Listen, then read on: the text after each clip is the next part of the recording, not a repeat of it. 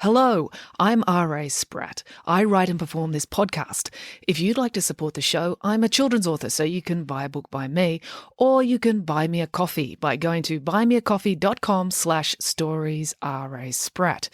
It's an easy way to make a small thank you gift to the show so I can keep kicking this can down the road. The podcast directory you're using right now should have a link to my Buy Me a Coffee page in the show notes, or you can type it into your browser. That's buymeacoffee.com/storiesrasprat. All contributions are gratefully appreciated.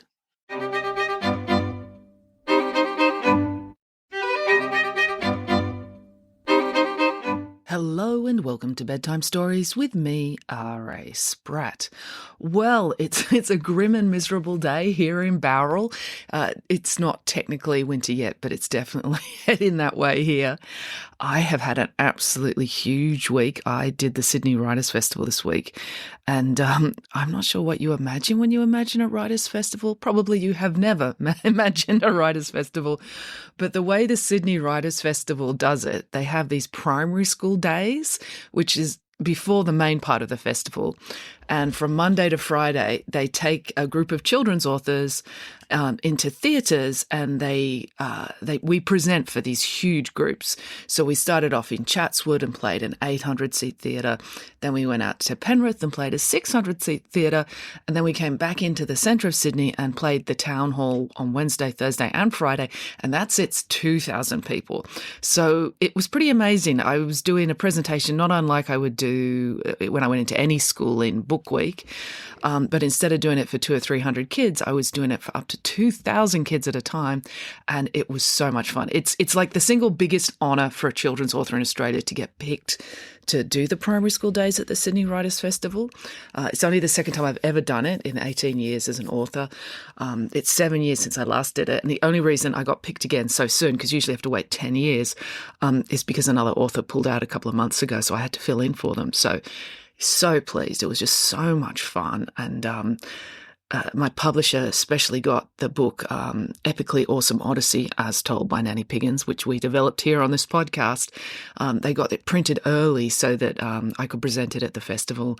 So I was telling everyone the story of the sirens, Odysseus and the Sirens, which if you're a fan of the podcast, you've probably heard already. So I was doing that live for all these kids. So that was a lot of fun. So if you're listening and you were there, thank you for coming along. And if you weren't there and you're from New South Wales, tell your teachers to take you next year. I won't be there, but there'll be other authors next year. In about 10 years' time, when you're all adults, maybe I'll get to go back. Anyway, let's get into today's story. I don't know how I came up with this idea, but I got a whole list of ideas from kids at the Writers' Festival telling me things I should do for the podcast. But for some reason, I think it's because my daughter was talking about she gets to study a book at school where you can pick what the book is, but it's got to be a classic novel. So we're talking about all the fun classic novels. And I think Dracula was one of the ones that came up. So that inspired this week's story. So today we're going to be doing The Legend of Dracula, as told by Nanny Piggins. Nanny Piggins, are vampires real? Asked Michael. Well, yes and no, said Nanny Piggins. How can it be both yes and no? Asked Samantha. Well, vampires are not real, said Nanny Piggins. But Count Dracula, the original vampire that Bram Stoker wrote his book about and inspired all the subsequent vampire stories, well, Dracula was very much real. In fact, she was a distant relative of mine. But if she was a she, wouldn't she be a countess, not a count then? Said Samantha. Indeed, Countess Dracula, said Nanny Piggins. Bram Stoker was a lazy man, couldn't be bothered writing the ESS at the end of the word.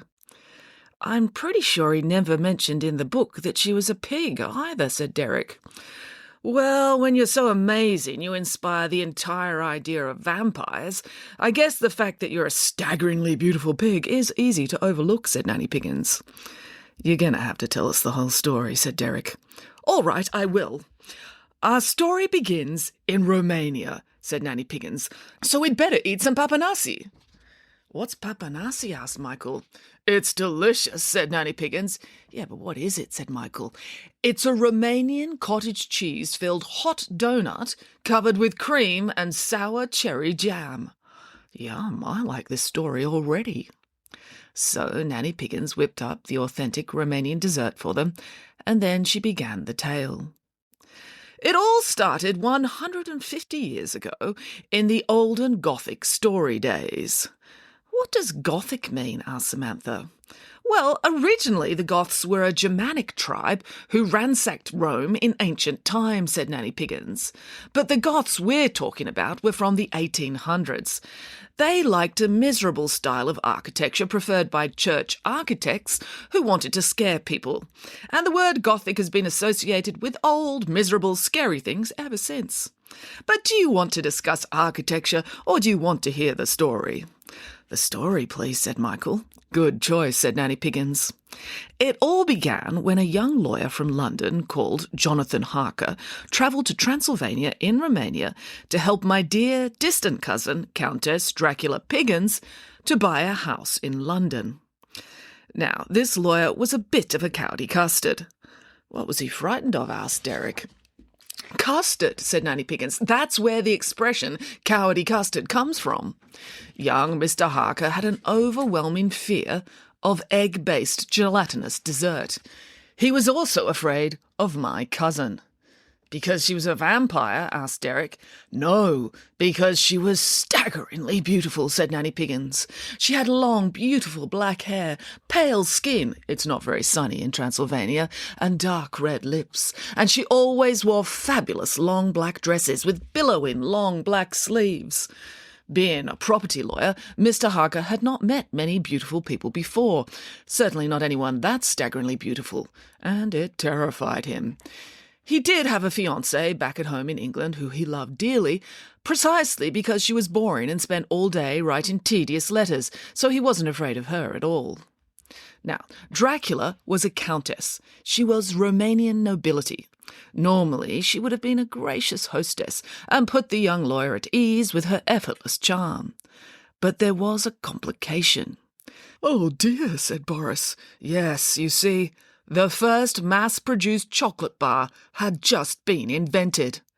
You mean the Fry's chocolate cream bar, first produced in 1866 at a factory in Bristol, England? Asked Michael. Precisely, said Nanny Piggins.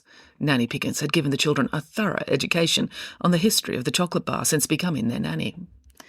And when Jonathan Harker arrived at my cousin's castle in the Transylvanian mountains, he had one of these chocolate bars in his pocket. As soon as she opened the front door to say, "Hello, do come in," Countess Dracula could smell it. You have to understand it, Countess Dracula had never tasted solid chocolate. Chocolate had existed for several thousand years, but it had only existed as hot chocolate, the drink, up until that point. So she had no idea yet how good solid chocolate tasted. But she could smell it, and it smelled like it tasted very, very good indeed. Now, the customs of Romanian hospitality dictate that it is rude to throw yourself at a houseguest, knock them to the ground, ransack their pockets, and eat any foodstuffs you find, so Dracula held herself back. Really? Said Samantha. Are you sure she was a Piggins? Oh, yes. Dracula Piggins must have had unusually great self-restraint, or a blocked nose. Either way, she was able to hold out until night time, when the young lawyer went to bed. Then, under the cover of darkness, she snuck into his room and rifled through his pockets. Jonathan Harker suddenly woke up. "Ah! What are you doing?" he cried. Now, Dracula did not want Jonathan to know she was stealing his chocolate bar in case he tried to stop her, so she improvised and said the first thing that came to mind. I want to suck your blood," she said. Jonathan totally freaked out. The whole reason he'd gone into property law was because it was boring, and he was terrified of criminals. Now he was in a bedroom in a castle in the middle of the night with a bloodthirsty, staggeringly beautiful aristocrat. So he did what any overly emotional young person would do. He screamed and fainted. Being cooped up in a house with someone so fabulous day after day, trying to finalise property deals while, night by night, she broke into his room and searched his pockets for chocolate bars, eventually drove poor young Mr. Harker insane. It didn't take very long, less than a week. And it was tremendously inconvenient having an insane lawyer, so my dear cousin Dracula headed out for London herself and left Jonathan in the care of the finest mental health facility in Romania. Countess Dracula travelled through Hungary, Austria, Germany, and then France until she stood on the beach at Calais. At the time, most people travelling between England and France travelled by boat. Airplanes hadn't been invented yet, and the Guinness Book of World Records hadn't been invented yet either, so no one had been silly enough to try and swim. The problem was, Dracula was a mountain pig. She did not care for boats. Did they make her seasick? Asked Samantha. Yes, and the worst thing about being seasick, even more than the sickness itself, is that feeling sick totally puts you off eating chocolate. And if Dracula was going to the country that mass-produced the world's first solid chocolate bar, she didn't want that to happen to her. She needed another way to get across the 34-kilometre-wide channel. Fortunately, England and France had been at war on and off for about 3,000 years at that point. So all along the coast, every seaside town had great big cannons pointing out to sea. And there was a particularly large one in Calais, which gave Dracula an idea. "She blasted herself," asked Michael, "like you used to do in the cannon at the circus." "She did indeed." Now, it did scare some locals. As she flew through the sky, the sleeves of her black dress flapping in the breeze, she did look a bit like she had bat wings. Also, she was screaming with joy, "Woohoo!" which they took to be some sort of horrible, menacing cry. My dear cousin Dracula shot over the channel in under 5 minutes. Unfortunately, she had gotten a little carried away with the gunpowder, and she shot straight over London and landed headfirst in the sand on the beach at Whitby, in North Yorkshire, on the north coast of England. Whitby was a lovely, if very spooky seaside town built into the cliffs and surrounded by the North York moors. Well, what made Whitby so spooky? Well, there was a lot of fog, and a lot of sheep poo, and a lot of stairs because of the cliffs, which meant the local people were very miserable because they had to walk up and down the stairs. There was also, at the top of the cliffs, a ruin of an ancient abbey that had been deserted. "Oh, it doesn't sound nice," said Boris. Yes, Dracula was a bit taken aback too. Said Dracula, "I don't think I have landed in London. This does not look like a great metropolis to me." Dracula started looking around to see if there was a cannon she could use to shoot herself to London, when she noticed something she had never seen before. "What was it?" asked Samantha. "A shop," said Nanny Piggins. She'd never seen a shop before.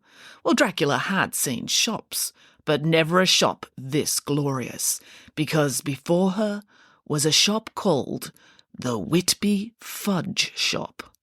"Fudge?" said Dracula, trying this new word for the first time. "What could this fudge be?" Somehow she instinctively knew it was something good. All Pigginses have a seventh sense for recognising hitherto unknown desserts. So Dracula hurried over to look in the shop window, and there was the most beautiful sight. Tray upon tray of the most beautiful fudge she had ever seen.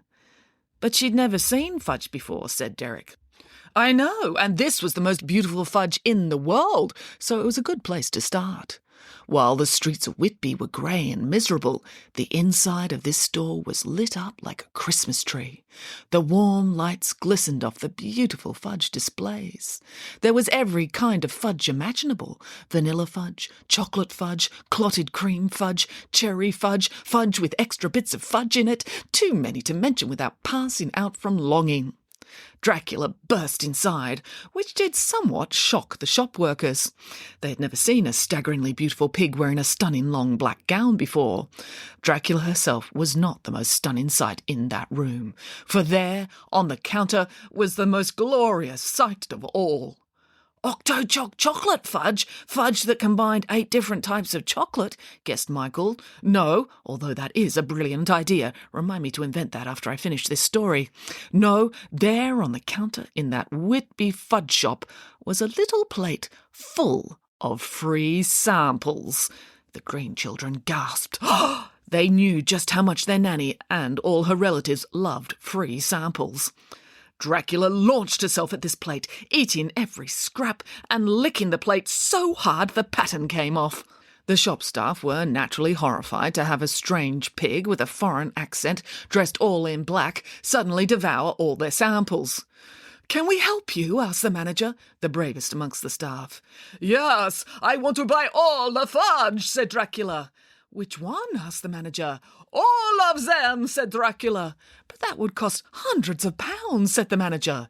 "Is that all? It is worth every penny." Dracula emptied her coin purse full of solid gold coins onto the counter. We usually don't take payment in solid gold," said the manager. "Would you prefer diamonds?" asked Dracula, dropping a fistful of sparkly diamonds onto the counter. The manager had no idea of the street value of so many diamonds, but she was pretty sure it was way more than the price of the entire fudge shop. "OK, would you like the fudge gift-wrapped?" she asked. "No, I want the fudge mouth-wrapped," said Dracula, with which she leapt over the counter and started shoving it all in her mouth. She ate with such fervour and passion that the shop assistants ran away in fear in case Dracula accidentally ate one of their fingers, mistaking them for a lump of strawberry fudge. That week, the people of Whitby grew ever more frightened of Dracula as she systematically moved about the town, decimating one fudge shop after another. And so, one storm-swept night, everyone in town gathered for a town meeting up on the cliff-top church near the ruined old abbey. "Oh, that sounds spooky," said Samantha. "Yes, it's almost as if they were already envisaging the movie," agreed Nanny Piggins. "If we don't do something soon, all the fudge shops will be gone," said one concerned resident. "Well, the fudge shop owners don't seem to mind," said the mayor. "Dracula has paid them so much they've all bought themselves holiday mansions in Spain." "But what will the tourists eat when they come in the summer?" asked another resident. "Well, we've got lots of fish and potatoes. We could give them fish and chips," suggested a fisherman, who also liked growing potatoes. "Don't be ridiculous," scoffed the mayor. "Nobody would want that. Fish tastes too much like fish." "Hey up, we've got to drive her out before our town is destroyed." "But who could do that? Every shop full of fudge she eats her way through only makes Dracula grow stronger." Just then, the doors at the back of the church burst open. The wind and rain from the storm outside whipped about the room as a dark figure in a long hooded cape strode up the central aisle. "The only person who can capture a fudge-crazed Transylvanian pig is I, Van Helsing," declared the newcomer. "Sorry, should we know you?" asked the mayor. "I am Professor Van Helsing," declared Van Helsing, whipping back the hood of her cloak, "and I am a professional deranged pig hunter." The crowd gasped, for Professor Van Helsing was also a staggeringly beautiful pig. "Plot twist," said Derek. "Was she a Piggins too?" asked Samantha. "I'm afraid so," said Nanny Piggins, although she was from the rarer law enforcement branch of the family. "But you're a pig," the mayor pointed out. "Exactly. That is how I know all their evil tricks," said Van Helsing Piggins. "All right, you're hired," said the mayor. And so, as the people of Whitby cowered in the cliff-top church, Van Helsing descended the really long staircase down the cliffs into town in search of her distant relative, Countess Dracula. Dracula was not hard to find. The sound of a crazed pig systematically eating every sugar-based product in a town is a distinctive one. Van Helsing tracked her to a mansion on the outskirts of town where the richest resident of Whitby lived. The front door had been smashed off its hinges and left broken on the doorstep. Van Helsing stepped over it and crept through the darkened house. "Oh, I want to go to the bathroom," wailed Boris. He always did this when they got to the scary spot in the story. "It's all right, Boris," said Nanny Piggins. "I promise the story gets less scary soon. Really, 90% of what makes the Dracula story scary is the bad weather in North Yorkshire, and we're not in North Yorkshire, so we don't need to worry about that. Now, where was I?" "Oh, Van Helsing was creeping through the house," said Derek.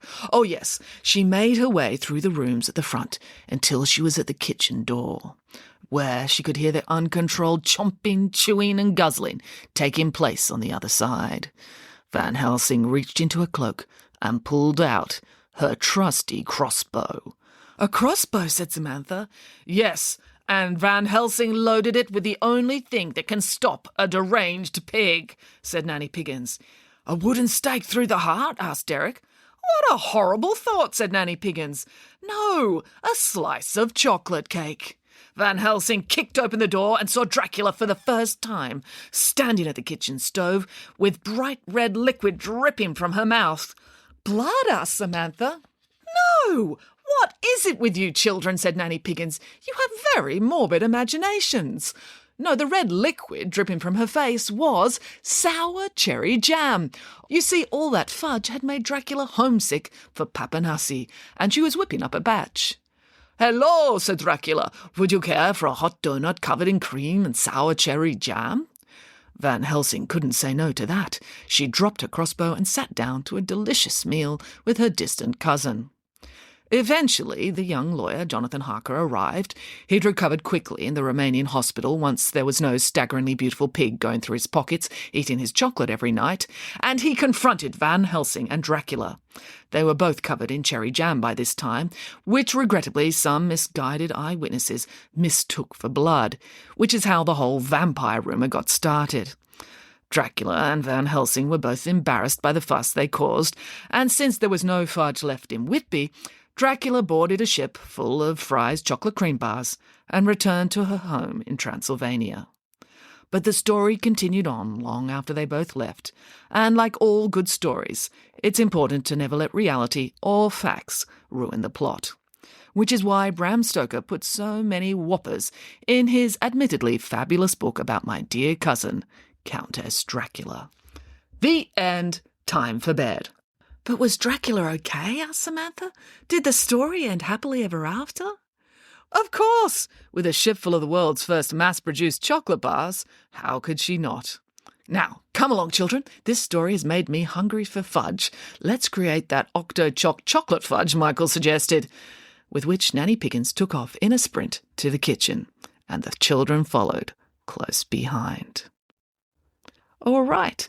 And that is the end of the story, so we'll leave it there. I hope you enjoyed that one. It was really interesting to research. I've been to Whitby many times because I lived in North Yorkshire for a while. And it really is where Dracula was supposed to have landed when he came to England. And there really are an awful lot of fudge shops there. I went to Whitby for the first time when I was 8 years old. And I just have these crystal clear, super fond memories of the fudge. There was one shop in particular where you could buy a bag of all the broken bits for 20p. And I thought that was the best deal I'd ever seen in my life. Anyway, let's leave it there. That's it for now. Until next time, goodbye.